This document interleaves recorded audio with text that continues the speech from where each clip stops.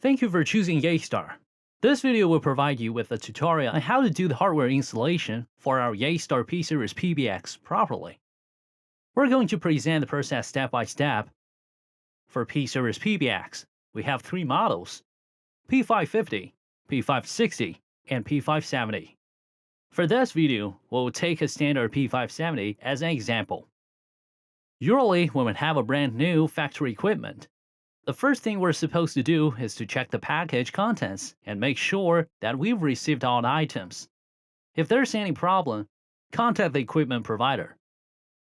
Open the carton and we should find a P570 appliance, an Ethernet cable, a power cord, 2 rack mounting kits and screws, 4 rubber feet, 1 grounding stud and nut, 1 warranty card, HDD fixed screws.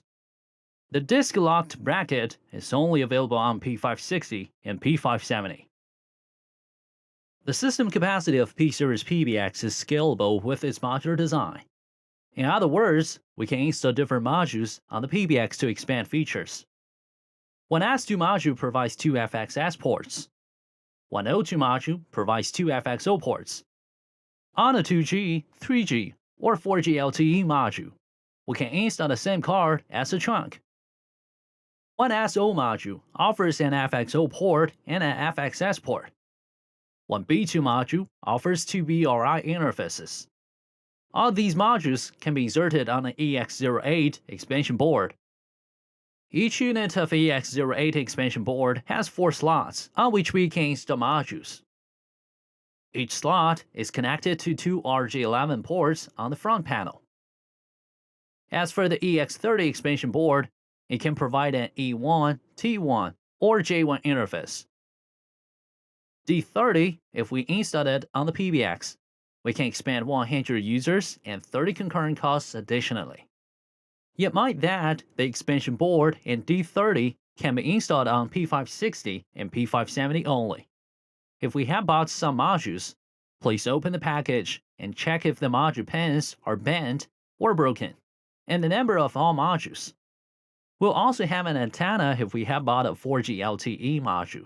If we purchase one piece of D30, we will also receive accessories of screws and a screwdriver.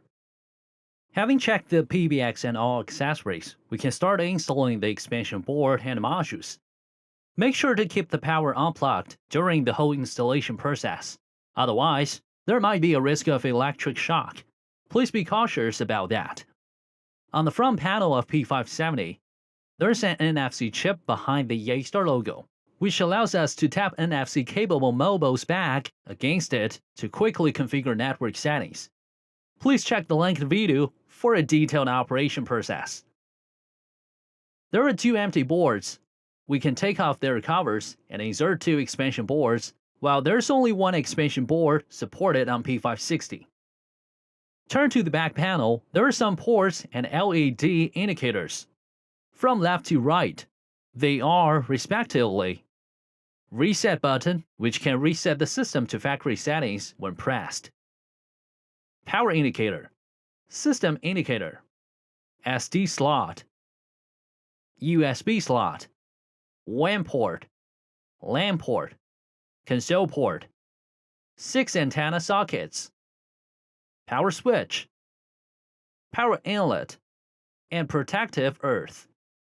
Then, remove the upper cover. Loosen the screws on the enclosure. Push and release the cover. Now it's taken off. We can see the inside structure. There's a heatsink, motherboard, HDD bracket, and power supply. The HDD bracket is available on both P560 and P570. We can insert a hard disk to expand the storage space. Next, let's see how to insert the EX08 expansion board. Push out the empty board. Push in the EX08. The board must match the slot in the motherboard. Lock all the 4 screws. By the way, inserting an EX30 expansion board is the same way. Now let's move on to the installation of modules on EX08 expansion board. The installation method for every single piece of the module is the same, even each module carries different quantity of pins. The function of each port depends on which module we have installed in the slot. Take 4G LTE module as an example. First, insert the SIM card. Loosen and raise the cover. Insert that SIM card. Put the cover down and push it lock. Adjust its direction according to the number of pins on each side while installing the module to the slot. Match the slot. Press the module vertically, with average strength on each end. Tips: it's not allowed to insert or pull out the module in a tilt angle. Otherwise, the module's pin will be bent or broken. Next step: connect an antenna to the 4G LTE module. Take off the plug. Connect the cable to the module. And fix the antenna. Yet the installation of D30 is different. The module should be installed into the D slot on the motherboard. On P570, there are 2 D slots, while on P560, there's only one. When we install the D30, please remember to turn its front side upwards. Insert the module from a tilt angle, and then press it down. Lock the screws to fix the module. We've finished our installation of an EX080 expansion board, a 4G LTE module, and a D30. Next, connect the ground. Attention please. Proper grounding is critical to reduce the risk of electric shock or protect the PBX from the harmful effects of external noise and a lightning strike. A permanent connection between ground and the ground terminal of the PBX must be built. Tighten the provided screw stud into the ground port. Connect an 18 AWG grounding wire. Tighten the provided screw nut and attach the grounding wire to the grounding terminal. That's it. Please note that the grounding wire and the grounding terminal need to be prepared by ourselves. The last step: close the cover and fix all the screws. After the installation, now we can run the equipment. Please make sure the upper cover has been fixed before switching on the power. If we want to remove the cover, please remember to turn off the power first. Otherwise, it may cause an electric shock. Plug the provided power cord into the PBX power inlet and the other end to a standard electrical wall socket. Make sure proper power has been offered to the PBX so that it will work normally. Back to the PBX. We can check the status of the LED indicators on the back panel to see whether the equipment is running normally. The power LED indicator is static green. If the light is off, it means the equipment isn't running at all. The system LED indicator: if it's blinking in green, the system works correctly. If it's static green or it turns off, there must be something wrong with the system. The LED indicators of WAN port and the LAN port are usually off.